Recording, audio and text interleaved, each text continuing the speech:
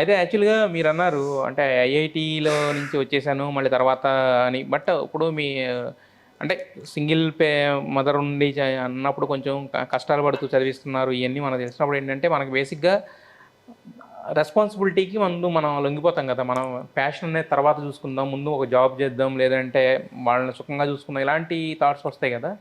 But మీకు ఏమనిపించలేదు? నాకేం thoughts లేదు, ఎందుకంటే my sister is a doctor, ఆమె settle, my mother is working. నా ఎక్స్పెన్స్ కూడా 10,000 ఉంటే సరిపోద్ది. నేను ఇంకా దేని గురించి రెస్పాన్సిబుల్గా ఉండాలి? బట్ ఇంట్లో వాళ్ళు అనిపిస్తుంది కదా మనవాడు ఇప్పుడు ఎంత వాళ్ళు ఎంత. నేను 21 years అప్పుడే జాబ్ చేస్తున్నాను కదా సినిమా ఇండస్ట్రీలో. ఇంకేంటి సినిమా ఇండస్ట్రీలో జాబ్ చేస్తే ఎంత వచ్చేది అప్పుడు మీకు?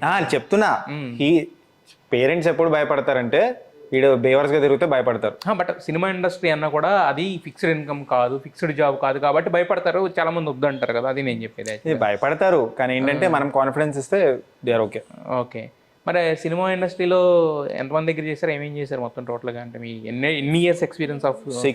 6 years approximately. 6 years. I'm still working. నా ఫ్రెండ్స్ అండ్ ఫిల్మ్ మేకర్స్ వాళ్ళందరికీ డిజిటల్లీ ప్రమోట్ చేయడానికి హెల్ప్ చేస్తుంటా. స్క్రిప్ట్ డిస్కషన్స్ ఉంటే పిలిస్తే వెళ్తాను. Okay. Yeah, I am still in film. See, once you're a filmmaker, you're always a filmmaker. Always. ఎందుకంటే ఆ zeal అనేది చచ్చిపోతుంది, ఆ క్రియేటివ్ చిప్ అనేది అలాగే ఉంటుంది కాబట్టి ఇట్స్ అలైవ్. అంటే మీరు అన్నట్టు డిస్కషన్ లో వాటిలో పార్టిసిపేట్. ఇదే సిల్లీ ఆర్గ్యుమెంట్ ఒకటి ఉంటుంది, నువ్వు సినిమాలు చేసుకోకుండా నా ఇష్టం అయ్యా, నా ఇష్టం ఉన్నట్టు చేస్తా. నేను తర్వాత కొబ్బరికాయలు అమ్ముతాను, పాండాబా పెట్టుకుంటే నా ఇష్టం, నీకెందుకు? మా పేరెంట్స్కే. మీరు ఈ చెప్పిన ఈ నార్మల్ గా చెప్పిన వాటికి కూడా నెక్స్ట్ పూల చొక్కా నెక్స్ట్ చేయబోయే బిజినెస్ అదే అంటారు. ఇట్స్ ఓకే, రైట్ మీ ఇష్టం అది, కానీ నేను చెప్తున్నా ఇదే చేయాలని రూల్ ఏమైనా ఉందా ఏంటి? నేను సినిమా చేయాలి ఫ్యూచర్ లో. 6 years లో ఫిలిం ఇండస్ట్రీలో మీరు ఏ సినిమాలో పనిచేస్తారు, ఎలా పనిచేస్తారు, ఏ హోదాలో? ఏడి అసోసియేట్ డైరెక్టర్ లా పనిచేశాను Uyyala Jampala. Starting associate director, assistant కింద చేయలేదు ఫస్ట్ మూవీకే, because the kind of work I did. అంటే విచ్ కైండ్ ఆఫ్ వర్క్? అంటే A to Z నేనే. టీమ్ సైజ్ చిన్నగా ఉంటుంది, చిన్న సినిమాల్లో టీమ్ సైజ్ చిన్నగా ఉంటుంది. బట్ కాకపోతే ఏడీస్ అనేది ఉంటారు కదా, మీరు డైరెక్ట్. ఇప్పుడు అది మారిపోయింది. ఓకే. ఇది ఒకప్పుడు ఈ హైరార్కీ అనేది ఉండేది, ఇప్పుడు మారిపోయింది. ఇప్పుడు ఏంటంటే ఇప్పుడు అట్లంటే నువ్వు ఫస్ట్ అప్రెంటిస్, తర్వాత assistant, associate, co director, whatever director, తర్వాత నువ్వు సినిమా డైరెక్ట్ చేయాలి. ఇప్పుడు లేదు, రూల్స్ హావ్ చేంజ్డ్.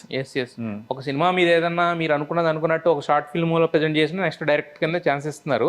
బట్ ఆ టైం కి అయితే ఉంది కదా హైరార్కీ, ఆ టైం కూడా లేదు. ఆ టైం మారింది. And my producer is very corporate style. ఆయన IIM graduate, so IIM graduate అయినప్పుడు కార్పొరేట్ స్టైల్ ఉంటుంది. ఆయన చూడరు ఫస్ట్ అప్రెంటిస్ లా జాయిన్ చేద్దాం, అలా టాలెంట్ ఉంటే ఎంకరేజ్ చేస్తారు. ఓకే. డైరెక్ట్ రాజ్ తరుణ్ కూడా మీతో పాటేనా? రాజ్ తరుణ్ అందరూ ఒకేసారి జాయిన్ అయ్యారు. నేను కొంచెం లేట్ గా జాయిన్ అయ్యా. అప్పటికే రాజ్ తరుణ్ హీరో అయిపోయాడా? ఫిక్స్ అయ్యాడు రాజ్ తరుణ్. నేను జాయిన్ అయిన తర్వాత 1 year తర్వాత 7-8 months తర్వాత సినిమా షూటింగ్ స్టార్ట్ అయింది. Okay. Which kind of work that you have done? I was taking care of the props initially. I was taking care of the production also. మరి script side ఏమి? అప్పుడు నేను script side ఏం లేకుండే, script already ready ఉంది కదా. మీరు join అయ్యేసరికి స్క్రిప్ట్ రెడీ ఉంది. ఓకే. ఆఫ్టర్ దట్ అంటే దాని తర్వాత నేను లైన్ ప్రొడ్యూసర్ లాగా అదే సినిమాకి, అంటే మల్టిపుల్ థింగ్స్ చేసే ఆ సినిమాకి. నేను ఎందుకు అడుగుతున్నానంటే ఎన్ని సినిమాలకి ఏ క్రాఫ్ట్ లో మీకు ఇది ఉందో తెలుసుకున్నాను. అన్ని క్రాఫ్ట్స్ ఉంది, బికాస్ A to Z నేనే చేయాల్సి వచ్చింది విత్ 2 other. మీరు చూడండి క్రెడిట్స్ ఉయ్యాల జంపాలకి నా అసోసియేట్ డైరెక్టర్ అని ఉంటుంది. చెప్తున్నా మీకు క్లియర్గా ఏంటంటే I use to coordinate with the music director. Okay. So ఇప్పుడు ఉయ్యాల జంపాలలో మ్యూజిక్ తో ఎవరైతే Sunny.M.R ఉన్నారో ఆయన స్వామిరారా మ్యూజిక్ డైరెక్టర్. ఆయన బాంబేలో ఉంటే ఆయనకి రీల్స్ పంపించడం, మీకు తెలుసు కదా ఫిల్మ్ మేకింగ్ అండర్స్టాండింగ్ ఉన్న వాళ్ళకి రీల్స్ అని ఉంటాయి, జంబో రీల్స్ అని ఉంటాయి. వాటి సింక్ లో డబ్బింగ్ టైంలో నేను డబ్బింగ్ చెప్పించడం, సౌండ్ ఎఫెక్ట్స్ లో యతిరాజ్ గారు సౌండ్ ఎఫెక్ట్స్ చేశారు, ఆయనతో ఉండడం. నాకు డిఐ అన్నపూర్ణ జరిగినప్పుడు ఆ డిఐ ఉండడం, విఎఫ్ఎక్స్ జరిగినప్పుడు VFX. So I have touched every department. So but అప్పుడు మీరు అన్నట్టు మీరు చెప్పింది చూస్తే 24 గంటలు మన చేతి నిండా వర్క్ ఉంటుంది కానీ బట్ డబ్బులు అయితే అంత వచ్చేవి కాదు కదా. మరి మీరు? నేను ఎప్పుడు లైఫ్ లో డబ్బుల గురించి ఇప్పుడు మనీ మస్తుంది నా దగ్గర. నేను మెడికల్ స్టోర్ లో వర్క్ చేసినప్పుడు మనీ ఉండేది, పిచ్చిగా మనీ ఉండేది. But I never worried about money.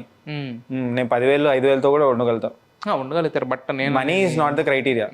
ఇప్పుడు యూట్యూబ్ ఛానల్ లేకపోతే నా ఐడియాలజీ చెప్పడానికి YouTube is not because of money. నేను నా థాట్ ప్రాసెస్ ఏంటి అని చెప్పుకోవడానికి ఇట్స్ లైక్ అ ప్లాట్ఫామ్. ఒక ప్లాట్ఫామ్ అంతే.